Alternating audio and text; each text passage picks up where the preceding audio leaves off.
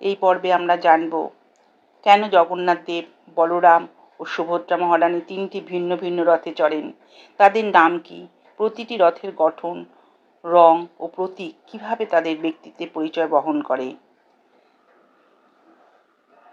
এক উৎসব, তিনটি রথ, জগন্নাথ, বলরাম ও সুভদ্রা।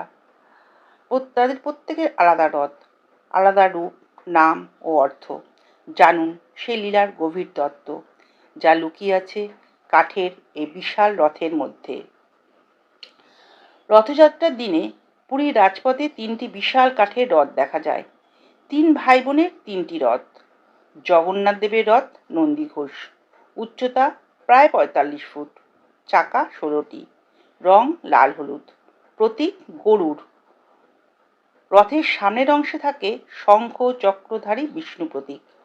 নাম নন্দীঘোষ মানে সুখের ঘোষণা, কারণ জগন্নাথ দেব হলেন আনন্দের আধার। বলরামের রথ তালধ্বজ, উচ্চতা প্রায় ৪৪ ফুট, চাকা ১৪টি, রং লাল নীল, প্রতীক সাপ বা নাগ। রথের সামনে থাকে হলধর রূপ।